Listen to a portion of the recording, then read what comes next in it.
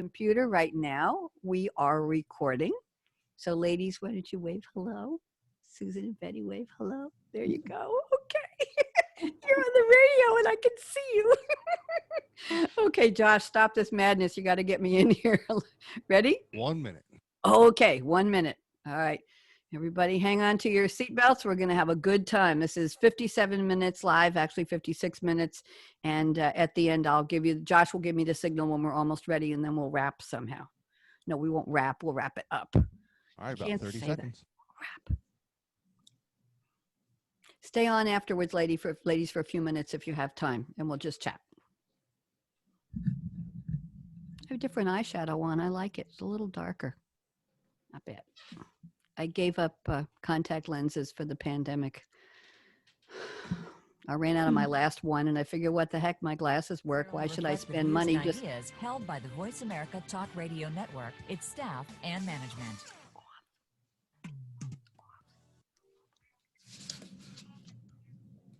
Welcome to Read My Lips Radio, a lively hour of unscripted conversations with savvy creatives. Producer and host, aka Radio Red, asks novelists, artists, photographers, designers, comedians, actors, musicians, composers, screenwriters, directors, and technology innovators about their creative passion, inspirational muses, and how they create.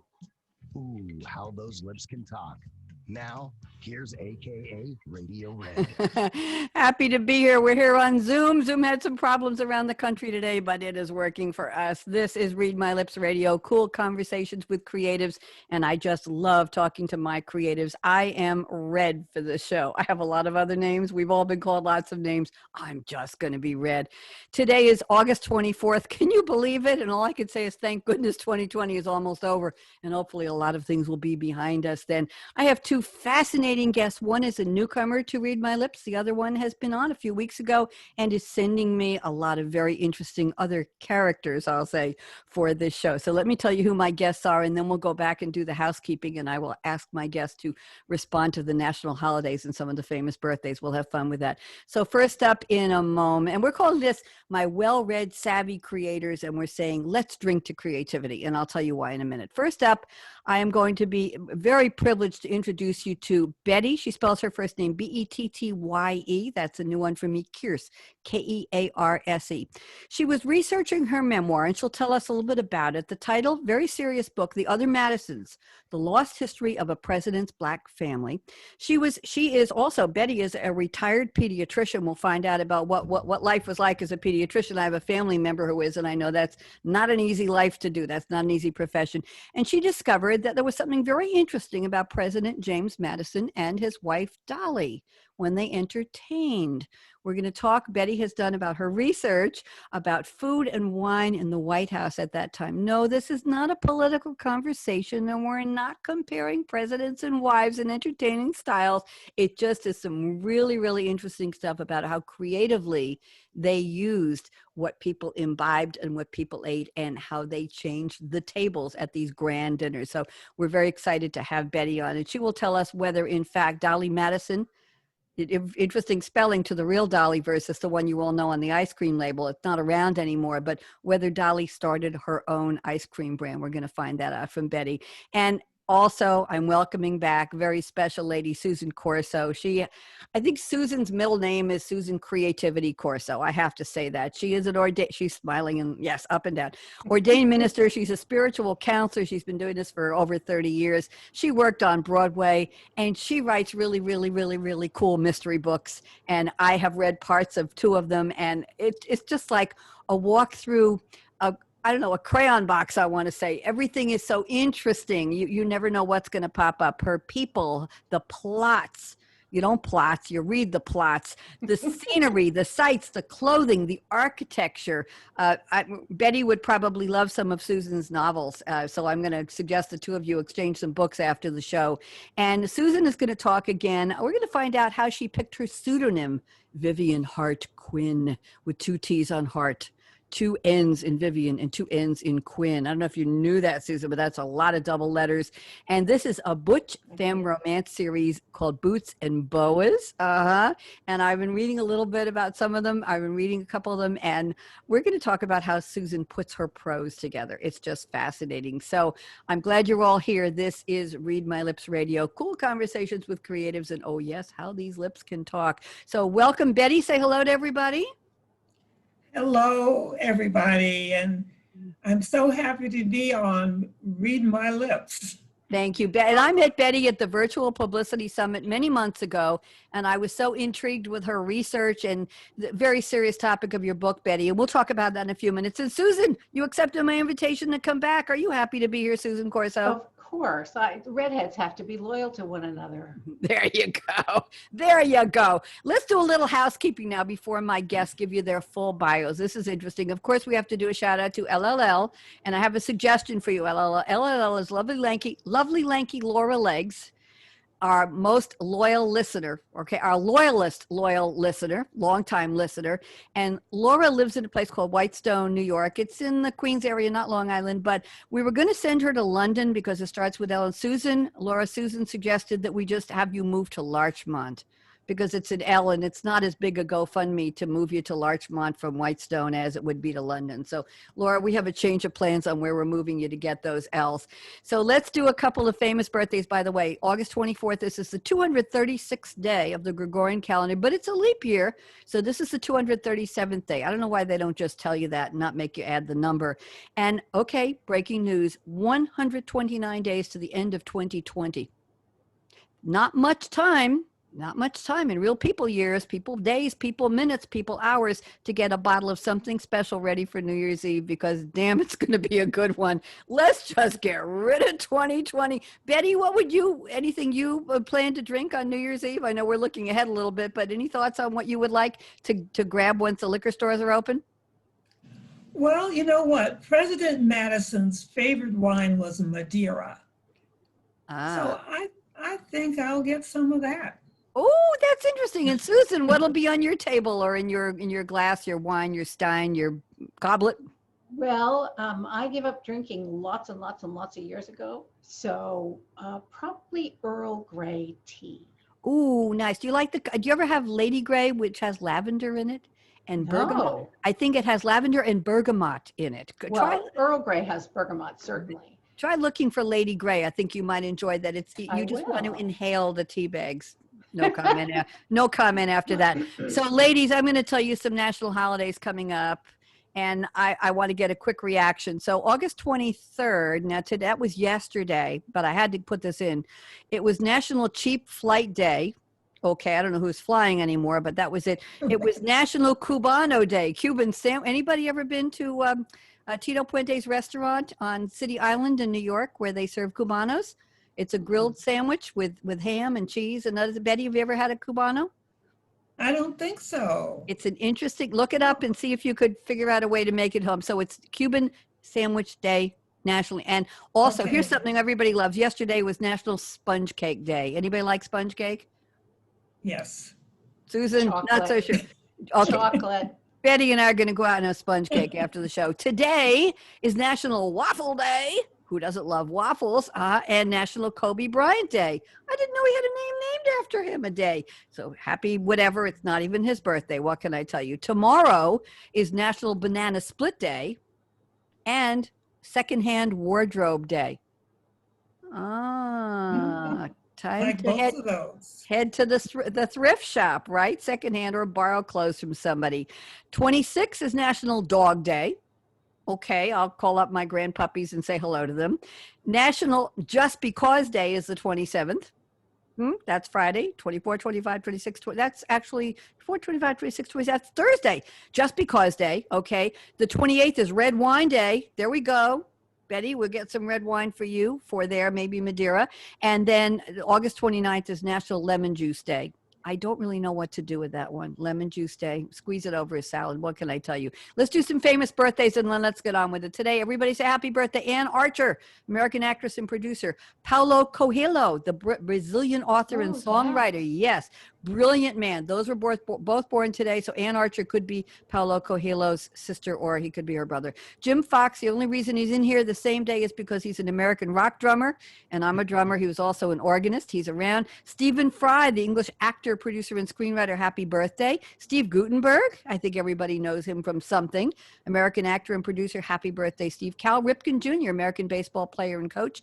Famous. Marlee Matlin, the marvelous Marlee Matlin, actress and producer who signs most of her roles. Very, very well-known actress. I saw her recently. She had a role in one of the seasons of The L Word. I'll just leave that one on the table. A very interesting series. And she played a brilliant sculptor and college instructor. Interesting. Ava DuVernay is born today. Dave Chappelle. Everybody knows Dave Chappelle, comedian, actor, producer. Everybody's a producer and screenwriter today, I swear. And I also found somebody who's having a birthday today. I have no idea if it's a man or a woman, but the name intrigued me. Kaki, K-A-K-I King. Kaki King, American guitarist and composer. Everybody say, happy birthday, Betty, Happy Susan. birthday. Happy birthday. Okay, good. Now we get on with the show. Betty Kearse. So happy to have you here. Betty, please give us your formal bio and how you came to discover what the Madisons were eating and drinking. Go ahead, Betty. Oh, well, my bio really is formal.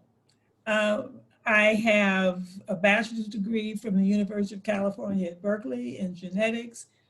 I have a PhD from NYU in biology and an MD from Case Western Reserve in Cleveland, Ohio. And I practiced pediatrics for 31 years in inner city Boston. And I've done genetics research and have an interest in kids with developmental and physical problems. But I have always had creative urges. My first was, if I could have been anything in the world at all, I would have been a dancer. I just love dance and the movement. But I have flat feet and knock knees and poor balance and all kinds of things that kept me from being another Judith Jameson.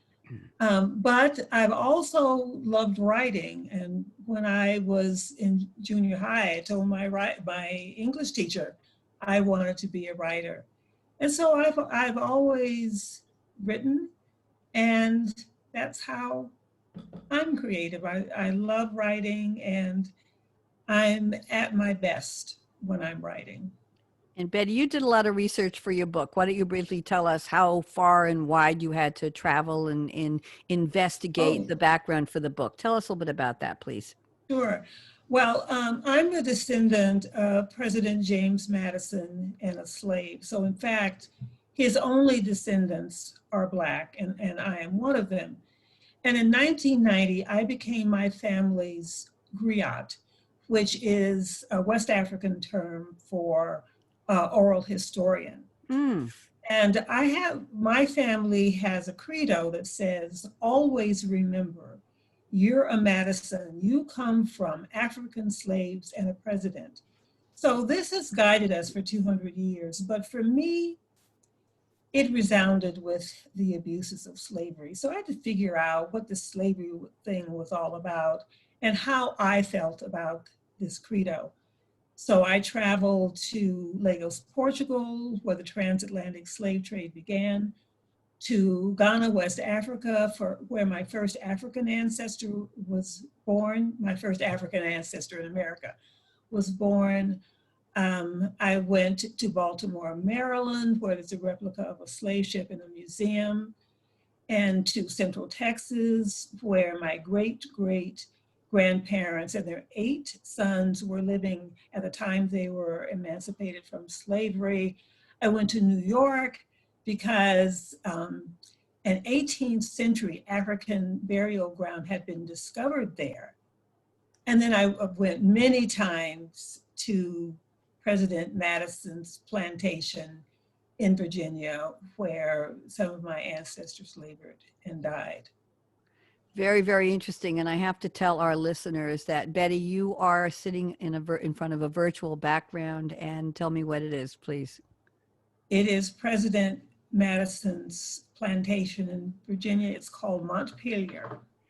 Montpelier, I think we've all read about that in the, whatever books we were studying in history. I don't know what the history books are going to do about this period of time. Thank you, Betty. So nice to meet you, and looking forward to learning more about the food and drink in that gorgeous house behind you. Well, it was in the White House, but we'll find out a little bit about their lifestyle in Montpelier as well. Susan Corso, welcome back again. Susan, in case there might be two people in the world who didn't hear you a couple of weeks ago on my show. I can't even imagine that they weren't glued to the radio that day, but just in case they weren't, would you please reintroduce yourself? I mentioned, I think your middle name is Susan, I think it's Susan Creativity Corso. I'm convinced you have reinvented, invented, and just done so much with your life, and you look like a kid to me.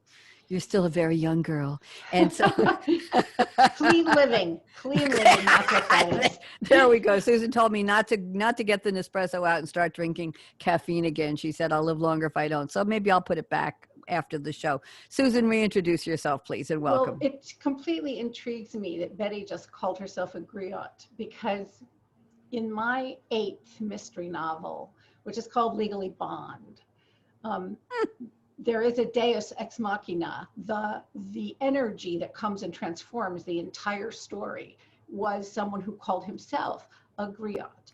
Ooh. And his name was Brother Blue. And Brother Blue was a very well-known storyteller in Cambridge and in Boston, where I lived for 10 years. And that particular book takes place in Boston. So I thought, wow, what was the likelihood of all the guests that Red could have? Here is someone who's using words that I live with, which is so fun for me. But I write several series of mystery novels. Most of the time, I spend my time writing and researching. But in my other life, if you will, since I was 25, people have come to me to say, help me figure out how to think about things. Help me figure out how to be clear about things. So that's really what I use writing for me. Every single novel I write has a social justice issue in it. Mm-hmm. And because of that, I figure out by my own writing, as I write the stories, I figure out what my own opinions are, mm-hmm. what I think about things, why I think about things the way I do, what it means to, for example, deal with domestic violence, which is the one I'm writing right now, what it means to deal with opioid addiction in our world and how we're handling it, that kind of stuff. Very, very interesting. Susan, I want you to talk a little bit as well about the other series, the Tex-Mex Mysteries, which are based on your experience on Broadway. Why don't you talk a little bit about what you did on Broadway? You just kind of buried it in your bio, Susan. You don't make a big deal out of it, and I've read it more. And you, come on, for whom did you work? What was it? Come on, let's give it. Okay. So I worked for Cameron Mackintosh. I was Cameron Mackintosh's original New York office. I was the janitor and I was the vice president all at the same time. So now Cameron Mackintosh is the man who produced Cats, yep. Phantom of the Opera, yep. Les Miserables. Yep. So I did big, fancy shows. The opening night of Cats, I was standing in front of the theater with a ticket in my hand, and I had arranged where everybody was going to sit. And a man walked up to me and said, I'll give you $1,000 for that ticket. And, what? At that point I was earning $180 a week. I said, if I do it once, I'll do it again. So no, but thanks for the opportunity to say no.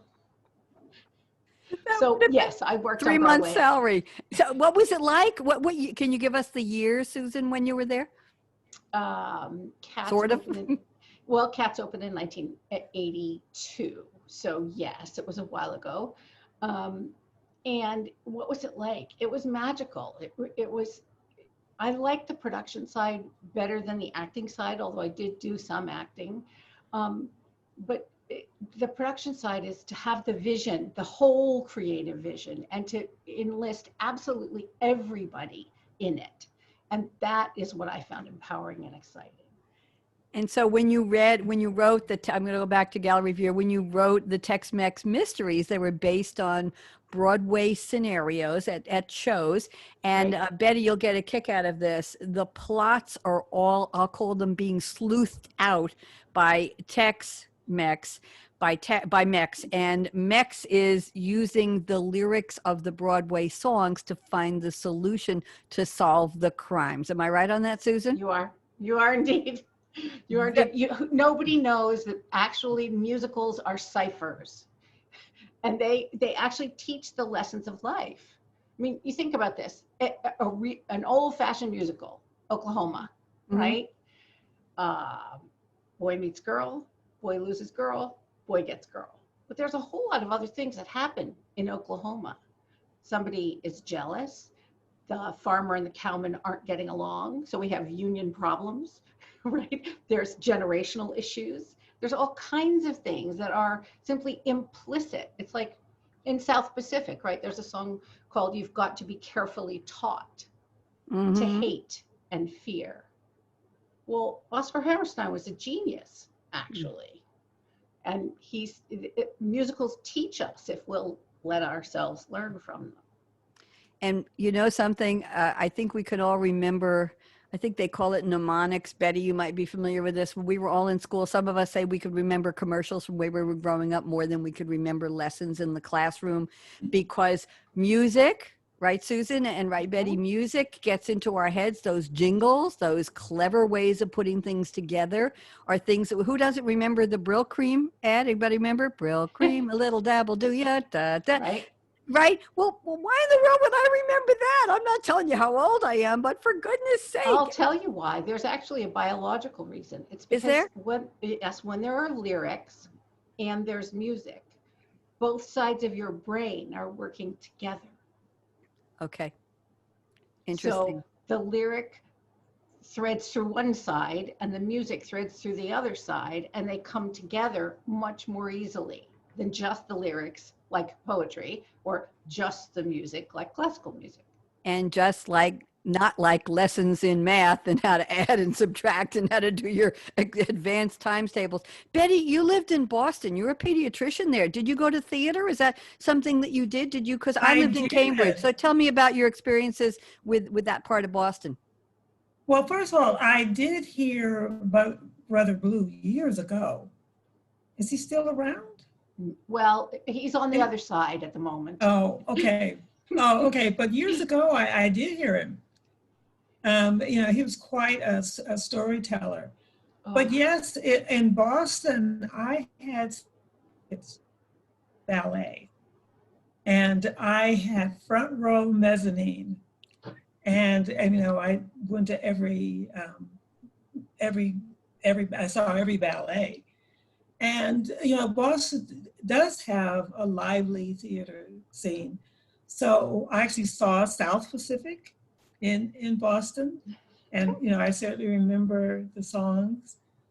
Boston also had, I don't know if it's kind of fading, but had a great jazz scene with several really nice, jazz places. But now I live in Santa Fe, New Mexico. And you're not part of that Northeast scene. Betty, I remember buying a season subscription to, I think, a smaller theater in Boston when I lived in Cambridge, and the Alvin Ailey Dance Theater came, and I remember seeing Judith Jamison. You mentioned her, that you wanted to be a dancer. I remember seeing Judith Jamison and others of the early or the original ballet series. I remember the Boston Symphony Orchestra. We had tickets to that. I think my mother or my husband's mother at the time gifted us with a subscription for a year. And we got to go between Boston Symphony Hall and another smaller theater to see orchestras. I think we saw Dave Brubeck's jazz on stage there. These were the days when live shows this was way, way, way before everybody could carry around a cell phone with music streaming from Pandora and all the other streaming services. These were the days, and the three of us I'm with like-minded people on the show today. I don't know why I brought up the Brill King commercial, because I have two women on the show with me today, but you never know what the memory is going to do. So Betty, let's talk a little bit about James and Dolly Madison. First of all, you have to put it to rest. Did Dolly Madison start an ice cream line? Yes or no? Well, she is fabled to have invented ice cream. And that's not true at all. It was kind of a larger than life person who got credit for all kinds of things.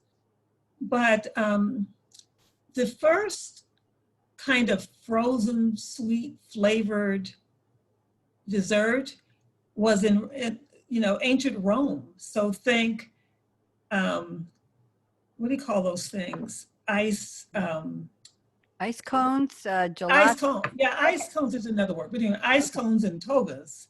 Yep. And then that was in ancient Rome. But the first sort of frozen ice dessert was in China in the 14th century. So this is way before Dolly. And when it came to the United States, probably in the early 18th century. But the first president, well, actually, I'm going to quote Hilary Hicks. She's the head historian at Montpelier. So Hilary Hicks says that both Marcia Washington and Thomas Jefferson got the scoop on Dolly as far as ice cream. But as I said, Dolly was so much a bigger than life person. She got credit for inventing ice cream. And, she served it whenever possible. So it became kind of associated with her. So she was the first lady, and she became known as Queen Dolly. And it was actually at her funeral, which was one of the largest in DC, that Zachary Taylor dubbed her the First Lady. First lady. Interesting. And she was only 26 and a widow by the time she met Madison. He was a 43-year-old bachelor, so there was a significant age difference. And who introduced them? That's an interesting story if you know the backstory. Who introduced them? Yeah, none other than Aaron Burr. Whoa. And how that happened was that Dolly had come from a fairly well-off family in Virginia, but her father, they were Quakers, and her father decided that the right thing to do was to sell all their slaves, to free all their slaves. He didn't sell them, he freed them. And he couldn't manage their plantation alone. So he moved to Philadelphia and tried to make a living selling starch, which didn't work out at all. And he became bankrupt, and because he was bankrupt, he got kicked out of the Quakers. He became depressed and died. But Dolly's mother was, she was creative in her own way, of sort of figuring out what to do financially. She opened her home to boarders, and one of those boarders was Aaron Burr, who was a friend of James Madison. James Madison saw Dolly on the street and thought she was cool, and I think we're losing. Go ahead. I think we're losing. Go ahead, Betty. Continue. Zoom is funky today. Go ahead. Uh-oh. You're fine. You're fine. Go ahead. Yeah. So they married. They dated a few times and got married. They introduced in 1793, got married in 1794, and they were one of the successful couples in DC. They're known as America's first power couple because they just worked, they knew the power of the mind and the politics, and she knew power of. And they used that together. And I like to tell a famous, well, I don't know, it's really actually not famous. Let me be famous right now. Dolly have these feats that was kind of open houses. They were every Wednesday from supposedly from 3 to 5, often one night. And just everybody was so very crowded and became known as Dolly's Squeezes. And, you know, but James wanted to use them politically. He wanted to get people to talk to so he could convince them to his point of view. So these things were crowded, and he was short, she was tall. But she wore fancy turbans with large feathers on the top, like plumes of feathers on the top. So he could find her in a room easily, and he could signal to her which guests he wanted her to bring over to him so he could kind of politic. And so he used that party for his political means. And then if he didn't succeed at the party, Dolly would give what was called dove dinners. And those were the wives of the congressmen. And so she would work them at these dove dinners to try to get them to persuade their husbands to come to James's point of view. Absolutely fascinating. I understand they had a wine cellar and he collected from all over the world. Was that unusual at the time, Betty, for people to collect wines from all over the world? We're talking, yeah, go ahead. Yeah, no, wine was widely used throughout the colonies, especially in Virginia. But James Madison was the connoisseur and the collector. He's the one that really collected wines from all over the world, from not just the usual, you know, France and Italy, but Algeria and Germany and just any wine producing country that he knew of. And he would, he had his own sort of wine dealers in these different countries, but he would also use some of the diplomats to make inroads to him. And he even got access to some people's private collections. So it's very interesting and to me very surprising that when they fled the White House during the War of 1812, he left behind what was then valued at $80,000 in wine. And today that would be $2 million. I can't even conceive of $2 million worth of wine. Here I'm telling you to go out and buy a bottle of something off the shelf for New Year's Eve 2020. Betty, your connection's going in and out, but we got about 95% of what you were saying, so you're good. But I did post a phone number for the station if you want to write it down. It's in the chat. If you want to write it down in case your Zoom drops, I want you to call, and Josh will put you on by a phone because we want you here for the rest of the show. Susan, I want you to respond, please. Any comments about this First Lady, the power couple, how they used wine, her dove dinners, how she worked the wives. She was quite a politician on her own. Susan, thoughts? I know you have some. I'll tell you honestly, you know, one of the questions that people ask authors often is, you know, who, if you could have dinner with anybody or lunch with anybody, who would you have lunch with? And my standard answer is Eleanor Roosevelt, but I might have to change it to Dolly Madison. Because she sounds like she knows what she's doing. She really does. I thought, that sounds interesting. I would like to know Dolly. I would like to know Dolly much more than I would like to know James, honestly. He can have his wine. Let me talk to Dolly and her friends, right? Because at that time, women were not known for their ability to be assertive. We all had to, you know, work behind the scenes and let the men think of it themselves, right? That's not to say that she wasn't doing just as much politicking as he was, right? I mean, that woman put those feathers in her turban. Absolutely. Right? She wore turbans with tall feathers so he could find her in the crowd instead of ringing a little bell or saying, "Darling, I'm here." Right, exactly. So they had a thing that they were working. And I like that. I like that very much. Here's something else that Betty sent me in her notes. This is interesting. Dolly sat at the head of the table and James sat in the middle of one side. So she presided. That is a position of power. Usually that's the papa. That's the daddy. And Betty also said that they had 2 tablecloths fine china and crystal, 9 platters and bowls, 4 to At 6, least. at least 4, listen to this, everybody, 4 to 6 wines were served with each course. The first course was soup, fish, fowl, meats, and vegetables. Meats and fowl, the first course? Yeah, okay. The first tablecloth came off, and then the second course tablecloth went up. And then they had sweet pies, pudding, custard, jellies, cakes, and ice cream. That was the second course. Ice cream and cake. Then the second tablecloth came off before dessert. Dessert was fruit and nuts served on the bare wood table.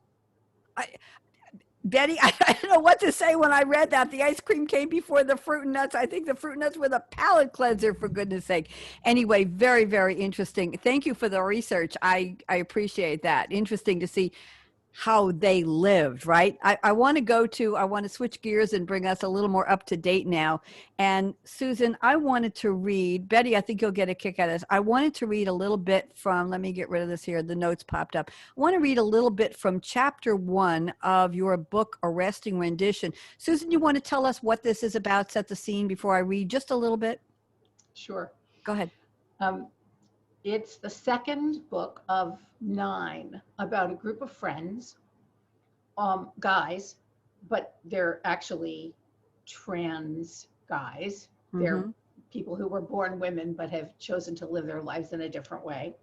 And and the sort of leader of the pack decides that he's going to get serious about his ladies. So now the other 8 of them have decided they have to find wives. Girlfriends, wives, seriously. So this is the second book, and Dex is the guy in the story, and he's the head of IT at Tufts University. And he meets a girl named Mary. Okay. May I read a little bit from the opening of Maybe. chapter 1? Betty, listen up. I think you're going to enjoy this. Very interesting. Susan always starts with a provocative first sentence. Let me just drop the first sentence on all of you, and then you'll see what I mean. Only another true femme could possibly appreciate my current position. But you see, I genuinely had no choice. Now, talk about an opening sentence for a book, Susan. This is absolutely loaded because you've got the concept of a true femme is, what is true femme? Okay, you brought that up. Current position, we don't know where this femme is. I had no choice. It sounds like there was a dilemma. There was a challenge. So you've got us wondering, at least some of us, on at least 3 levels of what led to this place. What is the position? Is it a physical location? It is a social position. What is the challenge? And what is a true femme doing in a predicament at all? So let me read a little bit more. Walking through Davis Square in Somerville. Is this Somerville, Mass, near Boston? Yes, yes, yes. I lived in Cambridge. I know North Cambridge. Remember Somerville. Walking through Davis Square in Somerville. I remember that on a shiny fall day, a few weeks after the start of school, and right after I had a fab manicure at Julie Nail, the salon that's been there since I was in high school. I snagged a glimpse of this guy. Maybe not guy per se, maybe man, maybe I hoped geek butch, so adorable that I followed him the whole way down Elm Street, across the spoked intersection, along College Avenue to the dainty Somerville Library, stalking him through the stacks, perhaps a loose usage even now. We were in the text section. How did I do with the read, Susan? Very well. Very well. Thank you. So here we are in short paragraphs, and I still have no idea what's going on, but I'm intrigued. So give us a little more. You want to give us just a little bit of the plot? We have time. A little bit more about what happens in this book? Sure. So it turns out that the woman who is stalking him in the stacks is a graduate student in theater at Tufts. Tufts has an MA program in theater. Mostly in theater history. And she is someone who has turned her back on her very traditional Jewish upbringing, conservative Jewish upbringing, because she was abused by her husband. And she goes back to school because her children have said to her, "Get out of here, Mom. He's going to kill you. Get out of here." And she's healing. And she's finding out who she is, away from religious tradition, away from her family, away from everything, on her own in Boston.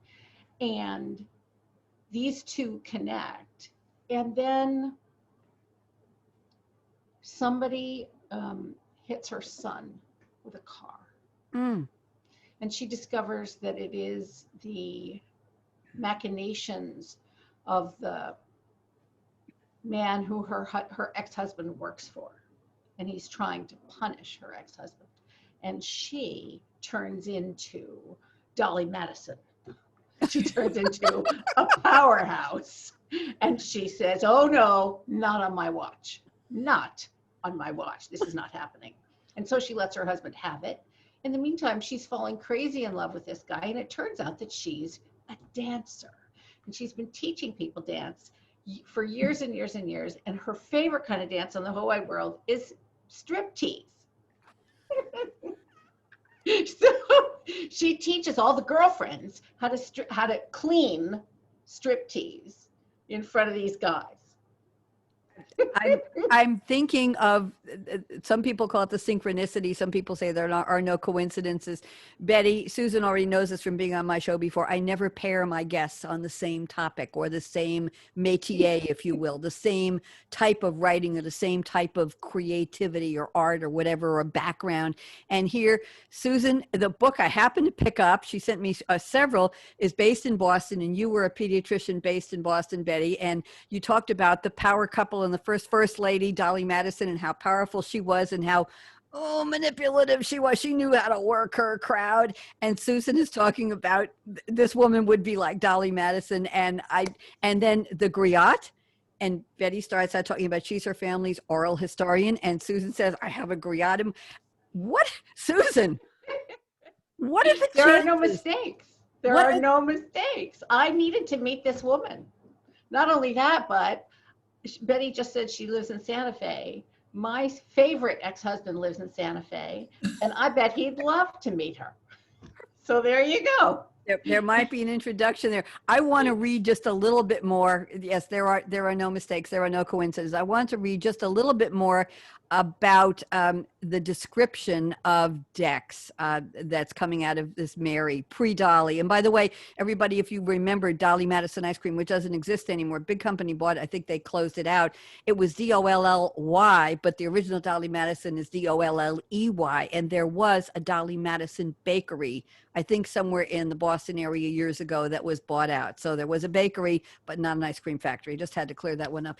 I just want to read a little bit from this very small paragraph. Susan, your writing is so beautifully. She says, his face was beautifully symmetrical, deep set eyes behind black framed Clark Kent glasses, hair a smidge too long and a lot uncombed, like he'd run his fingers through it one too many times trying to solve a problem for some professor. He wore a blue Oxford cloth shirt buttoned right to the neckline, topped with a pert bow tie in black and cardinal, MIT colors. Over that, a gray cable knit sweater of good quality, maybe cashmere, not the usual geek sweater fare. So what would geek sweater fare be, Susan? What would he have been wearing if he was a true geek? Oh, maybe a cardigan or a sweater vest, not like in a pattern that was really unfortunate. You know, a lot of geeks are not like fashion plates, but Dex is a serious fashion plate because he was a foster care kid. So that when he finally grew up and made good and got out of that system, he said, I'm treating myself well. I'm treating myself and everybody around me well. I deserve the best. Everyone else deserves the best. And that's an amazing place to come to from the foster care system where he was ping-ponged family to family to family. They tried to steal his scholarship to MIT, but oh darn, he just turned 18 and they couldn't get their hands on it. Oh darn, the privilege of being the novelist. I have to tell you both, years ago, not bragging, I don't know if it's bragging rights, but years ago, I qualified to become a member of Mensa. My IQ, one of the tests, I was over their limit and I joined Mensa. I don't know if it's for life or whatever. And there was a Mensa mixer somewhere at a hotel somewhere in New York City. I was living on Long Island, and I took the training and I went, and I was overwhelmed by the pocket protectors the boys were wearing. With the pens, trying to not let the pens bleed onto their white shirts. And some of them had lunch boxes their moms had packed. And the typical pickup line was, I haven't been out of the house much recently, and my mother brought me here. We were probably late teens, and I said, so much for being a Madison member. I'm never going back, and I'm not going to tell. I have a card somewhere. I don't know. Betty, is that a badge of honor being a Mensa member? Do you know? I don't know anymore. Oh, I think it is. Oh, good. Absolutely. I mean, these are geniuses. Oh, okay. Well, I must have been on the entry level of the geniuses, but it was Not necessarily socially. Right. Oh, socially. Right. That's why I was thinking of the Clark Kent glasses, but the beautiful sweater, the cashmere sweater. And you didn't see, if there had been anybody in a cashmere sweater there that night, I probably would have survived the lunchbox and just asked him for his number or talked to him, but couldn't wait to get out of there. What can I tell you? So I have a question. Oh, I have a question for both of you. I read this question on a website about women who are very successful. And I consider each of you to be very successful because, Betty, you've written a wonderful book about your heritage. So much research, as you described, went into it. You've done your homework about Dolly and James and their wonderful dinner parties. And I have great respect. Plus, you were a pediatrician for 35 years. And if that doesn't deserve a badge of courage, I don't know what does, because I have relatives in the pediatric field, and I know you deal as much with the parents and extended family as you do with it. You're really treating the parents who happen to have a sick child. I know. So I know a pediatric GI who is struggling through this profession right now, and it can, especially with telemedicine, as they say in French, it ain't easy, let me tell you. So let's go with that. And Susan, you have had you wear so many hats, and you have, I wouldn't even say you've reinvented yourself. You just keep adding to your invention of who you are. I don't think anything was, I don't want to be that anymore. I want to be this. A lot of people, oh, I didn't like who I was and I want to be somebody. You didn't want to be somebody else. You want to be more and more and more. So you just keep adding to your invention. I'm not going to say reinvention with you. I just dawned on me. There was nothing wrong with what you were doing. It's just let me do more. Like I'm a drummer and an artist, in addition to a broadcaster and a former mainframe computer programmer, and yes, and a playwright and all that. We just keep adding, right, Betty? We keep adding to who we are. And I think that is a badge of courage. So I have a question. As I say, I was trying to say, I got all mixed up and all caught up in this circular logic, this tautology, if you will. I read on a website somebody has a very famous female author where she interviews women about what they have in their purse.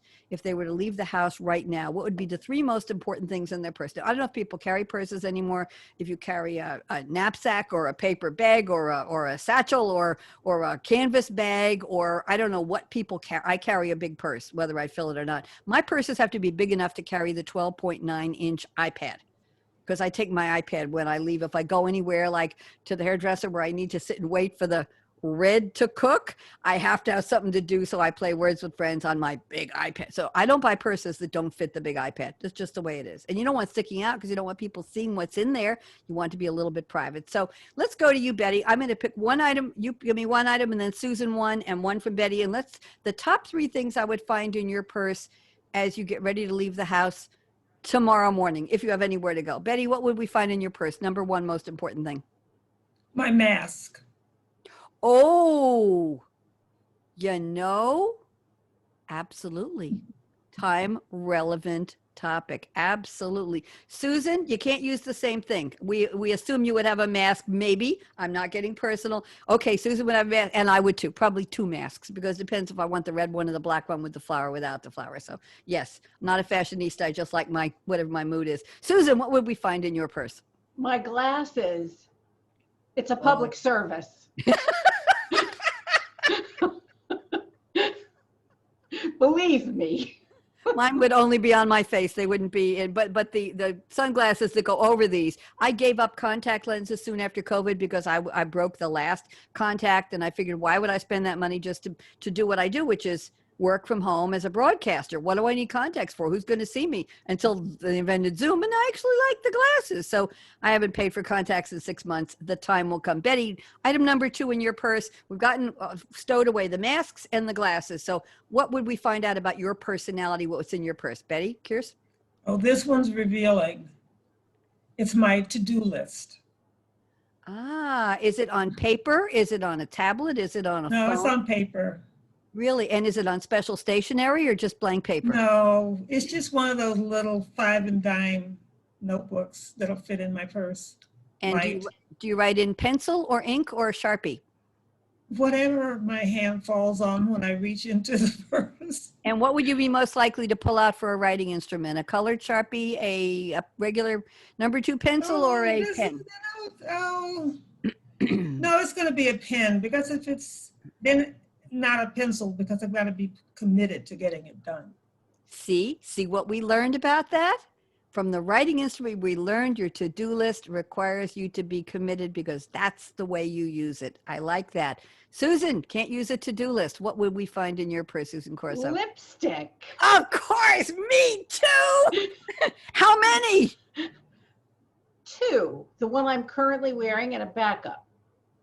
Same color or different colors? Different colors depending. Okay. Well, I will tell you that the lipstick I liked the best was discontinued in the stores about 8 Isn't years that ago. annoying? Until you find it on Amazon and you order 2 or 3 or 4 at a time and keep them in the drawer in your bathroom or in your makeup case so that you never run out. But yes, they kept the number, they renamed the name, but it's the same. Try finding that in a store. It's like finding nail color that's been removed. I know. Still looking for SE 447 and they don't make it anymore. But I gave up manicures too with COVID. So wonderful. Betty, so we have a to-do list. We have a mask, we have glasses, we have lipstick. What else would be in your purse, Betty Kears? Well, the last one is something I was one of the last human beings to buy. And that is a smartphone. A smartphone. Okay. Why do you say you were one of the last? Oh, you mean you were one of the laggards. You were a tech laggard. I was attached to my flip phone, but then I left it in London. And so I didn't have a phone at all. And so when I went to buy another flip phone, they laughed at me. I'm not laughing at you. I'm laughing with you, because somewhere along the line, you probably started laughing. So Betty, have to ask, Yes. what year was this that you gave up, lost the flip? I think she did on purpose, Susan. Susan says there are no mistakes. When did you purposely lose your flip phone in London? That's a heck of a story. Laura Leggs is going to go there and she'll find it, but Laura, don't bring it back. Betty, what year was it you finally moved to a smartphone? I have to know. It was 2018. Oh, that's not too bad. So what kind of I don't need the brand, but did you have a fancy case on your smartphone? Is there a color or a pattern on it? Anything interesting? Oh yeah, it has butterflies. Oh, And it's colorful, and that's so that I can find it in my purse. there you go. And I like the feel. I got of course, the red case on mine. See the red Apple case? And it has almost a little bit of like a dry rubbery feel. It's very smooth to the touch. And I can always grab into the big purse and find it just by touch. I believe everything in a person's, I didn't say a lady's, a person's purse or satchel, knapsack, backpack, whatever you have, should have a distinctive feel to it so that you can find it without having to see it in the dark. Everything should have a specific texture or a fabric or something that makes it identify. I'm massaging my phone here. Susan, what's the third item we would find in your purse? A gold American Express card. I'm not going anywhere with no money. Well, Nope. good for you. But now, okay, would we find any coins? Yes, but they're not coins for spending. They're like talismans. Someone I care about very much gave me his 1-year AA token that I carry as a good luck thing. And I have an old subway token because you can't get those anymore. No. And a Susan B. Anthony dollar that my mother gave me. 30 Interesting. years So ago. this is not spending change. This is iconic change. Do you all know there's a tradition? I don't know if it's a New York tradition that when somebody gets a new car, you're supposed to toss some change from your purse on the floor of the front passenger seat on the carpet in front, and that it should be kept in the car as good luck. Did anybody ever hear that? I have. Yes. Betty, you ever heard that? I think it's a superstition. I have not, but I'll do that with my next car. There you go. I think that was in the days when we needed quarters for token booths before we had the Easy Pass. Exactly. Okay, 22 quarters. Who's got it? Mary in the back. I know you got 20 quarters. Don't use them on the washing machine. We need them for the tolls. Anybody remember paying tolls with yes? Yes? Oh, yes. Yes. Okay, count your change before you leave. Interesting. So we've got, okay. So we don't have, do we have any paper money, Susan? I don't want to know, but you have the gold card and you have. Yes, paper money. My mother, when I was 12, my mother gave me $100 bill for my birthday. And she said, you keep this. And if you spend it, you replace it. That way you'll always have money. I think the Yiddish word for that is your pushka. That's you keep a little bit of secret, Betty, you keep a little bit of secret spending money somewhere in your bra, in a little purse, in the back of your shoe. Because you never know. You never know, right? And I remember there was a man named Lenny who was a vocal coach on Long Island, and I took lessons from him for a while, and he coached a lot of young, very, very wonderful singers in Broadway songs and jazz. And Lenny used to bring his students to my TV studio, and we would put on a celebration of them, and we would have 5 or 6 of them singing each 1 or 2 songs. And Lenny was very generous man. He liked to pay me and the staff. Now, technically at Access TV, you don't make money. It's all volunteering, but he would always slip something and say to me, share it with your team, you know, the camera person, the audio person, whatever, tell them how much I appreciate it. Well, he was very generous. At one point he slipped me a $50 bill plus money for the others. I never spent it. To this day, Susan, it is folded up inside of one of those little lipstick cases that you carry in the purse where you open it up, you snap it, and there's a mirror inside. Remember, Betty, do you ever have any of those? The little lipstick cases, they're molded and they put one lipstick inside. Yes. Remember those? Mm-hmm. I have some in broken. I remember Mad Money. Pushka, that's Mad Money. Yes. That's like, if That's you ever what my mother would call it, Mad you ever Money. get stranded, or you find that lipstick of your dreams, or you find the guy and you want to buy him a bow tie. I'm making this up. Ladies, we're just about out of time. I have so enjoyed speaking with both of you. Betty, you're the newcomer to Cool Conversations. I hope you've had a good time, Betty Kearse. Yes, very much. I'm glad. Very fun.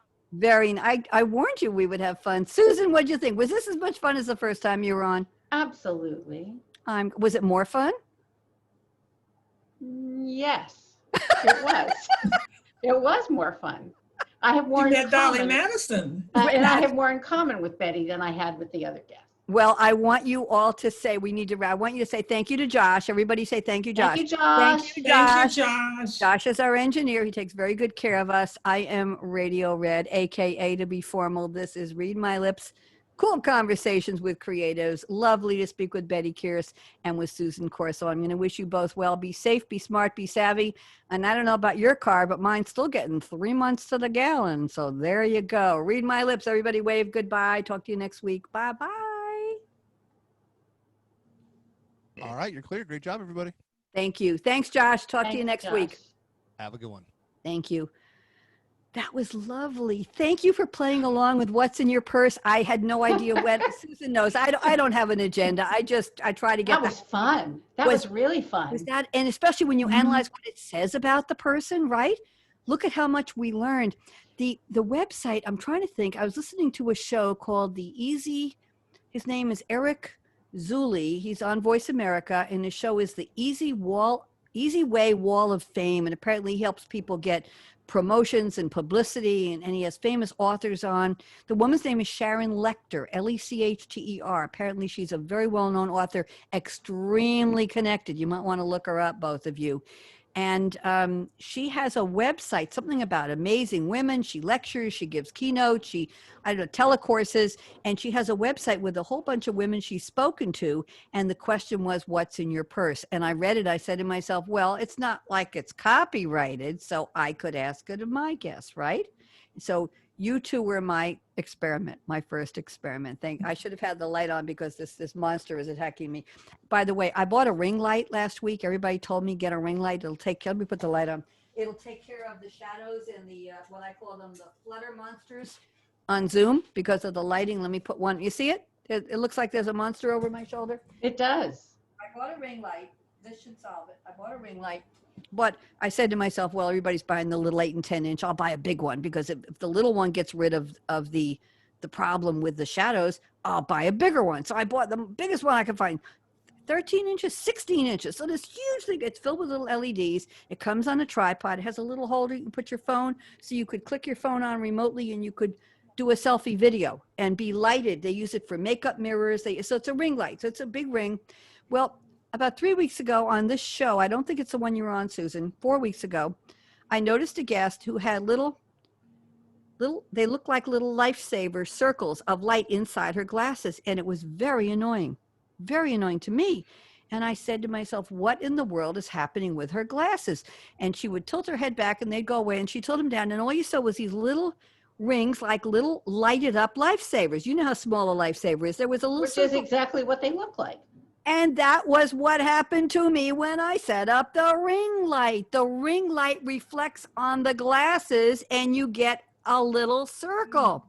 It comes in cool, bright, and warm light. So it gives you either a bright white blue, it gives you a softer, mostly white light, or it gives you a yellow kind of warm light. So you have a clicker and you can change it. Well, it made me look like crap. I mean, it picked up pockets in my face. This one was all bleached out. I'm thinking, what? I don't want to look like that on the videos. So I packed it up and I took it. I sent it back. Good for you. Didn't. It's never felt right to me to buy one of those. I have to tell you, Betty, you made me laugh. I have a client who was spending a whole lot of time. Just wave goodbye because I want to smartphone. stop the video. Don't stop talking. Just wait. Say Okay, bye-bye. bye. Bye-bye. Bye-bye. Okay, let me And stop. so